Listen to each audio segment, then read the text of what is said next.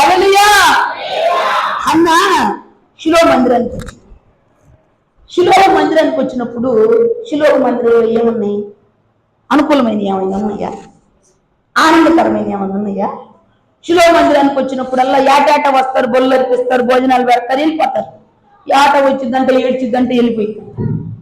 కానీ ఈసారి కూడా వచ్చింది. పెనున్న చిన్న మాటలు తప్పు చూపు చూస్తుంది.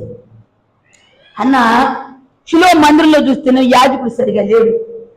ఆ పాస్టర్ గారే ముసలాడు అయిపోయాడు. ఆ కొడుకులేమో దుర్మార్గులు అయిపోయారు. ఏమైపోయాడు? కొడుకులేమో దుర్మార్గులు అయిపోయారు. దేవుడి మందిరంలో తెచ్చే పలారం ముందు వీళ్ళు తింటారు, తర్వాత జనాన్ని పెడుతున్నారు. మనోళ్ళు కూడా పలారం మంచుకుంటే ముందు వీళ్ళు టేస్ట్ చేసి తర్వాత పెడుతున్నారంట. అది కూడా నోట్ చేసుకున్నాడు వేసుకున్నాడు పాస్టర్ గారని చెబుతున్నారు నాకు. ఆ టేసుకునే వాళ్ళు దుర్మార్గులు. దేవుడి మందిరంలో తెచ్చే ప్రతిష్ఠిత వస్తువులు ప్రార్థించిన తర్వాత మాత్రమే దాన్ని ముట్టాలి. ముందు వాళ్ళు కనుక దినాలు కాడ పెళ్ళిళ్ళు కాడ చేసుకున్నా గబ బొచ్చలు వేసుకుని బొట్టి తర్వాత జనాన్ని అటు చేయకూడదు. మనం ప్రతిష్ఠితమైన దేవుని సన్నిధిలో ఏదైనా సరే తొందరపడి అదృతపడి కుక్కల్లాగా దాటి జోలికి మనం బాగోడు కాదు. నేను చెప్తున్నాను వినండి, మందిరంలో దేన్నైనా సరే లోకంలో దానిలాగా ఇక్కడ దేన్ని చేయకూడదు, చూడకూడదు. మనం ఆ మందిరంలో ప్రతిష్ఠితమైన వస్తువులన్నింటినీ అపవిత్రపరుస్తున్నారంట. వీడి జనాన్ని పెడతారంట, ముందు దేవునికి అర్పించకుండా. అంత హేయమే. ప్రజలందరూ మనసులో తృప్తి లేకుండా వెళ్ళిపోతున్నారు మందిరంలోకి వచ్చి కూడా. అలాంటి మందిరంలో అన్న వెళ్ళి ప్రార్థన చేసుకుంటుంది. దేవుని వాక్యం చెప్తుంది, ఆ మందిరంలో ప్రభావం వెడలిపోయింది. ఏం వెడలిపోయింది? దేవుని సన్నిధి, దేవుని మాట, దేవుని ప్రత్యక్షత, దేవుని ద్వారా వచ్చే ప్రతిఫలం కొదువైపోయింది. అన్న వెళ్ళి ఆ మందిరంలో ఏడుస్తుంది. ప్రభావం మరలా వచ్చేదాకా ఏడ్చిందంట. స్తోత్రం చెప్పండి. హల్లెలూయా. ఏమొచ్చేదాకా ఏడ్చిందంట? పోయిన ప్రభావం, పోయిన సన్నిధి, పోయిన స్వరం, పోయిన ప్రత్యక్షతలు మరలా వచ్చేదాకా ఏడుస్తూనే ఉంటాయి. ఏడ్చినాక ఆ పాస్టర్ గారు అమ్మాయి అన్నా నిశ్చయంగా దేవుడి మీదకి వచ్చే సంవత్సరానికి నువ్వు అనుకున్నట్లు నీ బిడ్డలు ఇస్తాడని చెప్పి వెళ్ళిపోయింది. ఇంటికి వెళ్ళిపోగానే దేవుడు జ్ఞాపకం చేసుకున్నాడు. అన్న కుమారుడిని ఇచ్చాడు. ఆ కుమారుడిని మరలా తెచ్చి ఆడబెట్టింది. దేవుని మందిరంలో పెడితే ఈ కుమారుడు ఏమయ్యాడు తెలుసా? దేదీప్యమానంగా వెలిగాడంట. స్తోత్రం చెప్పండి. దాన్ని మొదలుకొని బైర్షిబా వరకు ప్రవక్తగా, న్యాయాధిపతిగా, దీర్ఘదర్శిగా, బాలుడుగా ఉన్నప్పుడు దేవుడు మాట్లాడితే ఆ మందిరంలోకి ఏం పోదారా? పలారంతో ఢిల్లీ పెడతాడు. ఏం పోదారో బూతులు మాట్లాడుకుంటారు. ఏం పోదారో సినిమాలు చూస్తారా? మందిరానికి వచ్చి సెల్లులు పెట్టి వాక్యం వేసేప్పుడు సినిమాలు చూస్తున్నారా? ఏం పోయారు ఆ మందిరంలోకి అనుకునేవాళ్ళంట. సమూయేలు ప్రవక్తతో దేవుడు మాట్లాడాడు అనగానే కట్టులు కట్టబడిన వారిగా ఉండేళ్ళంతా కట్టులు తెచ్చుకొని ప్రవాహంలో మందిరానికి వచ్చారంట. స్తోత్రం చెప్పండి. ప్రవాహాలుగా ప్రకటించారు. ప్రవాహాలు దేవుడు బెదిరిస్తున్న ప్రజల అమ్మ అడుగుతున్నారు. కానీ ఏంటన్నా సమూయేలు పోయిన మహిమనంతా మందిరంలోకి తెచ్చిపెట్టి దీపంగా వెలిగాడు. స్తోత్రం చెప్పు. గట్టిగా చెప్పు. నీ ఆత్మీయ జీవితంలో సరిలేని అవకతవకలతోకుండా నీ జీవితంతో ఆగిపోయేదేమో. ఈ దినం నా దేవుడు నీతో మాట్లాడుతున్న విషయం ఏంటి తెలుసా? నిన్ను వెలిగించడానికి ఆయన సిద్ధంగా ఉన్నాడు. హల్లెలూయా. నువ్వు ఎలగాలి, నువ్వు వెలిగించబడాలి. నీ వెలుగు నీ కుటుంబానికి, నీ సంఘానికి, నీ సమాజానికి ప్రయోజనకరమైనట్టుగా నువ్వు మారాలి. అది నీ ఎడల ఆయన చెప్తాడు. ఓ స్వచ్ఛమైన వ్యక్తిగా ఆయన కొరకు నువ్వు బ్రతకాలి. ఓ స్వచ్ఛమైన నాణ్యమైన బ్రతుకు జీవితం నువ్వు కలిగి ఉంటే నీ సమాజానికి ఒక వెలుగు కర్మ దేవుడికి స్తోత్రం చెప్పు. నీ కుటుంబాల్లో నీ రక్త సంబంధాల మధ్య జరిగే తీర్పులు కానీ నిన్నే పిలుస్తారు. వివాదాల్లో నిన్నే పిలుస్తారు. కష్టసుఖాల్లో నిన్నే పిలుస్తారు. ఆస్తి పంపకాల్లో నిన్నే పిలుస్తారు. నిన్ను ఒక వెలుగుగా వాడుకుంటాడు దేవుడు. స్తోత్రం కలుగును గాక. స్వచ్ఛమైన వెలుగు.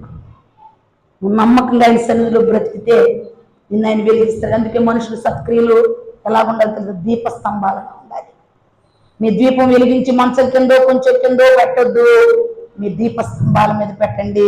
చీకట్లో నడిచేవాడికి వెలుగు త్రోవ చూపించింది అన్నారు. నీ కుటుంబంలో ఎంతో మంది చీకట్లో ఉన్నారు, నీ సమాజంలో ఎంతో మంది అంధకారంలో ఉన్నారు. నా బిడ్డలారా, మీరు వెలుగులైతే వెలిగించబడిన వాళ్ళు వేరు. మీరు వెలుగులైతే మిమ్మల్ని బట్టి నడిచి వెలుగులోకి వచ్చిన వారి సమాజం ఏది? ప్రశ్న అడుగుతున్నాడు దేవుడు. వెలిగించబడే ప్రతి వ్యక్తి క్రీస్తు స్వారూప్యంలోకి మార్చబడతాడు. దేవునికి స్తోత్రం. హల్లెలూయా. క్రీస్తు స్వభావం నీలో ఉందా? క్రీస్తు ప్రేమ నీలో ఉందా? క్రీస్తు నడవడి నీలో ఉందా? క్రీస్తు స్వభావంలోకి నువ్వు మార్చబడుతున్నావా? ఇద్దనో చిగురించే అహరోను కర్ర. ఏ కర్ర? బాదము కర్ర. రెండవదిగా వెలిగే అనుభవం. మొట్టమొదటిగా యాజకత్వం. రెండవదిగా ఆయన సన్నిధిలో వెలిగి అనేకులు వెలిగించి ఆయన సన్నిధికి నడిపించే అనుభవం. మూడవదిగా ఇర్మియాతో 1:11 అంటాడు, ఇర్మియా, దర్శనంతో దేవుడు మాట్లాడుతున్నాడు. ఇర్మియా, నీకేం కనపడుతున్నాయా? నాకు కనపడుతున్నాయి. ఏం కనపడుతుంది? బాదము చువ్వ కనపడుతున్నాయా? బాగుగా చూసావు ఇర్మియా, నువ్వు బాగుగా చూసావు అన్నాడు. పైన 6లో అంటాడు, నిన్ను నేను ఏర్పరచుకున్నాను, తల్లి గర్భంలో నువ్వు రూపించబడికే నిన్ను నేను ఎన్నుకున్నాను, నిన్ను నేను ఏర్పరచుకున్నానని చెప్పి దేవుడు మాట్లాడుతున్నాడు. 11వ వచనంలోకి వచ్చేసరికి దర్శనాన్ని చూపించాడు ఇర్మియాకి. ఇర్మియాకి దర్శనం చూపించి, ఇర్మియా నీకు ఏం కనపడుతుందయ్యా? నాకు బాదం చువ్వ కనపడుతుందయ్యా అన్నాడు. బాదం చువ్వ అయితే బాగుగా చూసావు. దేవునికి స్తోత్రం. హల్లెలూయా. రెండో మాట, మూడోది ఏంటి చెప్పనా? నాకు దేవుడు చెప్పిన మాట్లాడు. దేవుడు నాతో మాట్లాడాడు. నేను సాయంకాల సమయంలో మందిరంలో కూర్చొని ప్రార్థన చేసుకుంటూ దేవుడు నాతో మాట్లాడాడు. మూడోది ఏంటో చెప్పనా? స్వచ్ఛమైన దర్శనం. దేవునికి స్తోత్రం. చాలా మంది దర్శనాలు చెప్తారు, స్వచ్ఛమైన దర్శనం. ఏ దర్శనం అంట? పౌలుకు దర్శనం చెప్పింది, దర్శనం పిలిచింది, సౌలా సౌలా నువ్వు ఎవరు నన్ను హింసిస్తున్నావు అన్నాడు. అంటే సౌలు అన్నాడు, నువ్వెవరు అన్నాడు. నీవు హింసించుచున్న యేసుని నేనే అన్నాడు. అన్నాడా లేదా? అయ్యా, మూడో మాట ఏంటి? స్వచ్ఛమైన దర్శనం.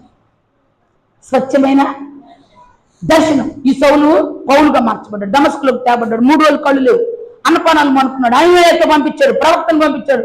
సౌలా మారు మనసు పొందు, బాప్తిజం పొందు, దేవుడిని ఏర్పరచుకున్నాడు. అనేకులు జన్మలకు స్వార్థ ప్రకటించేవాడు, హింసించబట్టుకు, బాధించబట్టుకు, దేవుడి కొరకు అగ్నిలాగా నిలబట్టుకు దేవుడిని ఏర్పరచుకున్నాడు సౌలు అని చెప్పాడు.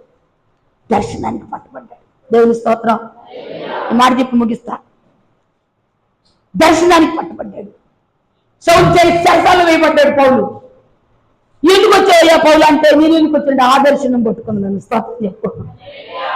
అగ్రిపరాలతో దర్శనం చెప్పాడు, పేస్తుతో చెప్పాడు, వివేకాలతో చెప్పాడు, అందరితో చెప్పాడు. నన్ను దర్శనం పట్టుకుంది. స్తోత్రం కలుగుతుంది. నీకు దర్శనం ఉందా? నీకు దర్శనం ఉందా?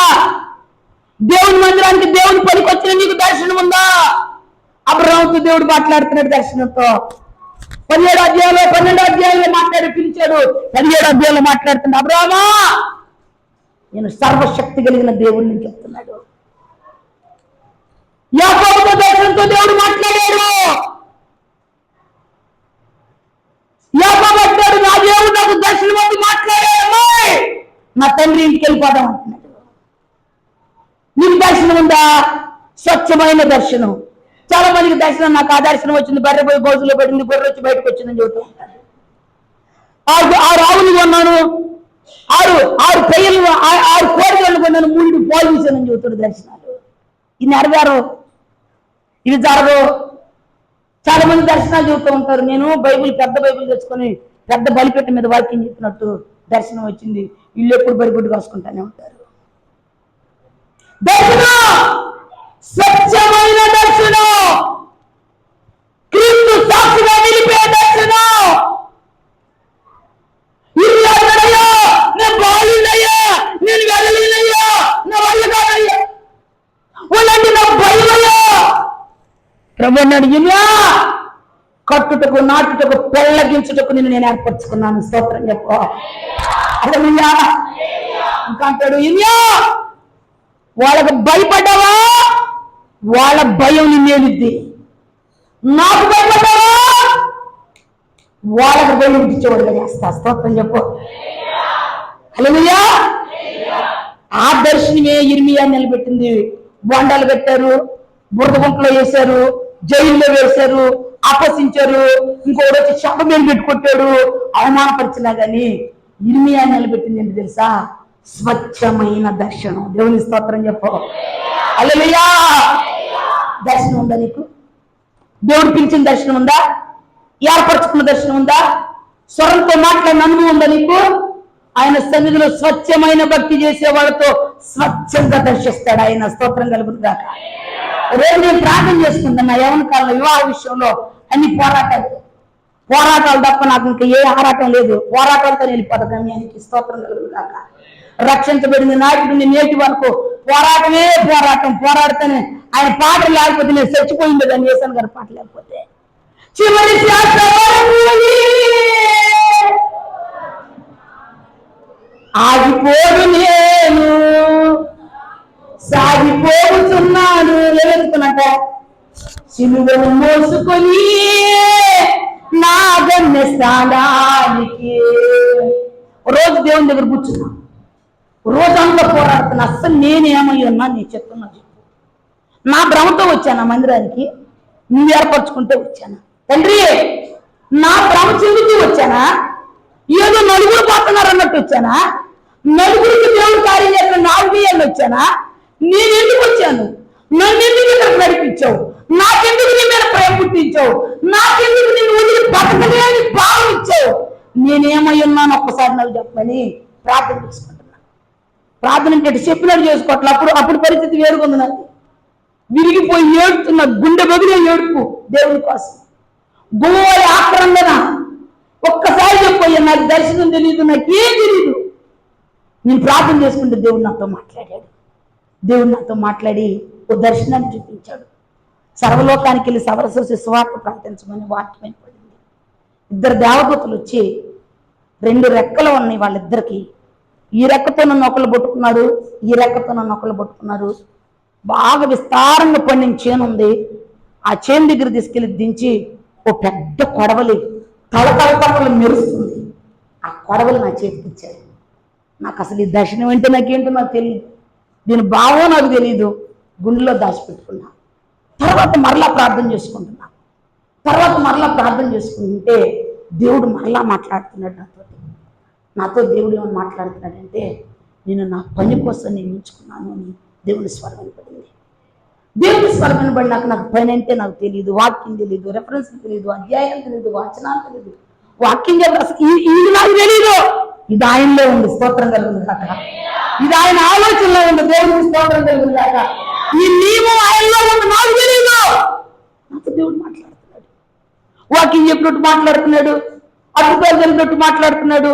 ఇవన్నీ నాకు తెలియక రోజు పెంపాస్ గారు, ఆత్మీయ తండ్రి గారు వస్తే ఆయన దగ్గరికి వెళ్ళి అడిగాను, అయ్యా నాకు ఇలాంటి దర్శనాలు వస్తుంది అయ్యా, నాకు ఈ దర్శనం ఏంటో నాకు అర్థం కావట్లేదు అయ్యా, నాకు తెలియదు అంటే ఆ దైవజనుడు, మంచి ఆత్మపూర్ణుడైన దైవజనుడు దానిలయ్య గారని అన్నాడు. మా కానే నువ్వు సేవ చేయబోతున్నావు దేవుడు అని చెప్పాడు. స్తోత్రం కలుగుతుందా. నువ్వు సామాన్యంగా అనుకుంటున్నావు నీ గురించి, దేవుడు నీ గురించి ఒక ఉన్నతమైన ఆలోచన కలిగి ఉన్నాడు. ఆ ఆలోచన తెలుసా, అది పని చేయబోతున్నాను అన్నాడు. నా గుండెలు జల్లుమని ఆగిపోయి ఏంటి, నాకేమొచ్చు, చదువా, జ్ఞానమా, తెలివా, నాకేముంది, అట్లా ప్రార్థనకే నన్ను పోనిపోతుంటే నేను సేవ చేయటం ఏంటి? దర్శనంతో మాట్లాడాడు. ఆ దర్శనమే ఈనాడు నాకు ఈ కృప ఇచ్చింది. దేవునికి స్తోత్రం. ఏ దర్శనం అయ్యా? స్వచ్ఛమైన దర్శనం. దేవుని స్తోత్రం. ఏ దర్శనం? స్వచ్ఛమైన దర్శనం. మధ్యలో మారిపోయేది కాదు. అప్పుడు అట్ట వచ్చింది, ఇప్పుడు రాలేదంటే నాకు ఒక దర్శనం ఉంది, యమాని ఎక్కినట్టు. అసలు అది నేను అనుకున్నా, అమ్మో ఇది అవ్వదులే, యమాని ఎక్కటమైంది. నేను మరి చాలా మంది చెప్పి, మా పిల్లలు కూడా చెప్పి, నేను ఎప్పుడు కానీ ఫ్లైట్ ఎక్కుతాను అని చెప్తున్నా. ఫ్లైట్ ఎక్కుతానని చెప్పి మర్చిపోయినాక అసలు యమాన నేను ఎక్కను. ఎందుకు చెప్పాను ఈ మాట? అనవసరంగా చెప్పాను. అసలు ఎందుకు చెప్పానని మొన్న మధ్య ఒక్కదాన్ని అనుకుంటున్నా, అబద్ధాలు ఎందుకు చెప్పానా అనుకుంటున్నా.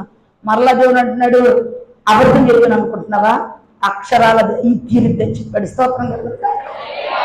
అమ్మో నిజం, నేను అసలు మర్చిపోయా మాట, మర్చిపోయాను. నేను ఎందుకు చెప్పాను ఈ మాట? ఫ్లైట్ అసలు దేవుడు నాకు ఏ కృప చాలు, బండి ఇచ్చారు చాలు, ఇంక నాకు విమానం గురించి ఎందుకన్నానని మన ఈ మధ్య నేను ఒక్కదాన్ని దేవుడితో మాట్లాడుతూ అనుకుంటా ఉంటే దేవుడు అంటున్నాడు, నేను యెహోవా చేసినది ఈ కార్యం నిరర్ధకం కాదని చెప్పాడు. స్తోత్రం కలుగుతా. హల్లెలూయా. ఆయన ప్రాణానికి ఏదో ఉంది. హల్లెలూయా. నా దర్శనంలో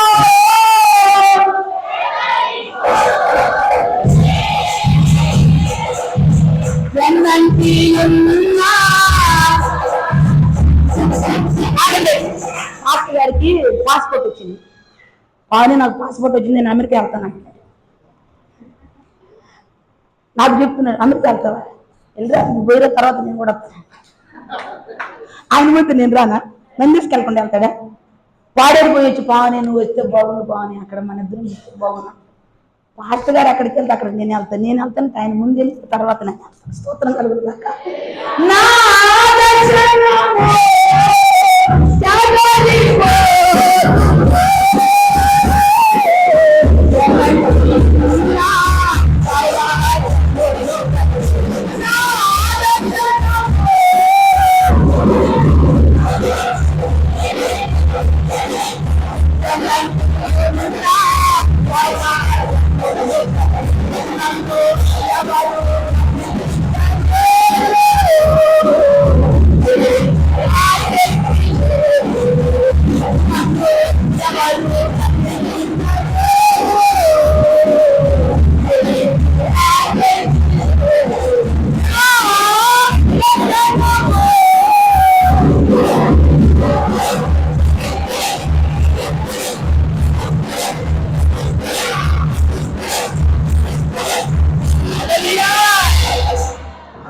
టైం అయిపోతుంది అన్నాడు. చెప్పే మాట ఒకటి చెప్పి ముగిస్తా. అమెరికా మన సంధ్య అమెరికా వెళ్ళేటప్పుడు వీసా గురించి ప్రార్థన చేస్తున్నాం. 3 రోజులు ఏమో ఇంట్లో ప్రార్థన పెట్టాం. ప్రార్థన పెడితే దేవుడు నాకు ఒక దర్శనాన్ని చూపించాడు. ఏంటి ఆ దర్శనం అంటే, మెట్లు ఎక్కుతున్నట్టు చూపించాడు. మెట్లు ఎక్కుతున్నట్టు చూస్తే నేను చెప్పాను అక్క ఏం కాదు, దేవుడు అన్నిట్లో తోడై ఉంటాడు, ఆటంకాలను తొలగిస్తాడు, అమెరికా వెళ్ళే ఆ ప్రయత్నాలన్నీ సఫలం చేస్తాడు అని చెప్పాము. దేవుడు అలాగే ఆ ప్రయత్నాలన్నీ సఫలం చేసే అన్నింటిలో దేవుని కృప తోడు గురించి సంధ్య అమెరికా కృప చూపించాడు. మనం నిన్న మధ్యాహ్నం శుక్రవారం లేదు కదా, నిన్న కాదు గురువారం మధ్యాహ్నం ప్రార్థన చేసుకుని అలా కూర్చుంటే దేవుడు నాకు దర్శనం చూపిస్తున్నాడు. ఆ దర్శనం ఏంటంటే పెద్ద మెట్లు మీద అన్ని పైకి చాలా ఎత్తుగా ఉంది శిఖరం. ఆ శిఖరానికి దారి చూపిస్తున్నాడు. దారి చూపిస్తుంటే నేను అనుకుంటున్నాను, ఈ దారి ఏంటి, ఈ మెట్లు ఏంటి అని నా మనసులో అనుకుంటుంటే ఒక ఆత్మ ప్రేరేపణ, ఆ శిఖరపు కొనకు నేను ఎక్కించిపోతున్నాను దేవుడు మాట్లాడాడు. ఆ మాట రాగానే నా హృదయంలో తెలియని ఆదరణ, తెలియని ఆత్మ సంబంధమైన ప్రశాంతత నా హృదయానికి ఆవరించింది. నాకున్న ఆశల్లో ఏంటంటే పరిశుద్ధంగా ఆయన కోసం బ్రతికి, పరిశుద్ధంగా మండి, పరిశుద్ధులైన ప్రజలను ఆయన కొరకు సంపాదించాలి, ఆయన రాజ్య ప్రవేశం చేయాలి. నాకేం తెలీదు, మర్మాలు తెలీదు, సత్యాలు తెలీదు, నాకు థియాలజీ తెలీదు, నాకు ఆత్మ లోతులో బోధించే బోధ నాకు తెలీదు. నాకున్న ఒక ఆరాటం, నాకున్న ఒక ఆశయం, నాకున్న ఒక ఆశ ఏంటయ్యా అంటే స్వచ్ఛంగా ఆయన కోసం బ్రతికి స్వచ్ఛమైన సమాజాన్ని సంపాదించి ఆయన రాజ్య ప్రవేశం చేయాలి. ఇదే నాకున్న ఆశ. ఆ ఆశల పర్వంలో నన్ను ఆయన ఆనంద శిఖరాలు ఎక్కిస్తానని చెబుతున్నాడు. స్తోత్రం కలిగింది కాక గట్టిగా స్తోత్రం కలుగుంది. లేదా 1 స్వచ్ఛమైన సేవ, 2 స్వచ్ఛమైన వెలుగు, 3 స్వచ్ఛమైన దర్శనం. ఈ అనుభవంలోకి, స్వచ్ఛతలోకి, నమ్మకత్వంలోకి, యథార్థతలోకి, పరిశుద్ధతలోకి మనం నడిపించబడితే మన జయానికి ఆటంకపరిచే అపజయాలంటూ ఏమి ఉండవు. దేవుని స్తోత్రం చెప్పు, గట్టిగా చెప్పు. అందరూ తలలు వచ్చి ప్రార్థన చేసుకున్నాం. మహిమ కలిగిన తండ్రి కరుణ, పరిశుద్ధుడు అయిన రాజానికి వందనాలు. ఏదైనా మీరు మాతో మాట్లాడిన దాన్ని బట్టి స్తోత్రం. దర్శనంలో మరుస్తారు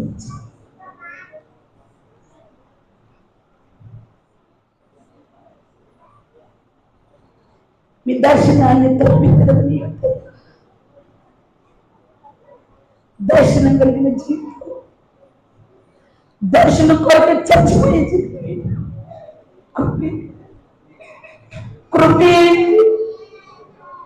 దేవా నీ కృపతో మమ్మల్ని ఆవరించండి అయ్యా. నీ బిడ్డలందరూ దర్శించండి. దర్శనం లేని వారిగా, స్థిరత లేని వారిగా, పరిశుద్ధతలో నాణ్యత నమ్మకాలతో కొట్టబడిన జీవితాన్ని దర్శించినాయిగా. నీ దర్శనంతో నిలబెట్టయ్యా, నీ దర్శనంతో స్థిరపరచయ్యా. ఆత్మీయ శిఖరాల గ్రహించి ఉన్నతమైన భక్తి జీవితాన్ని దయచేయండి. ఏ విషయంలో కూడా మనం బాధపడే జీవితం దయచేయండి దేవా.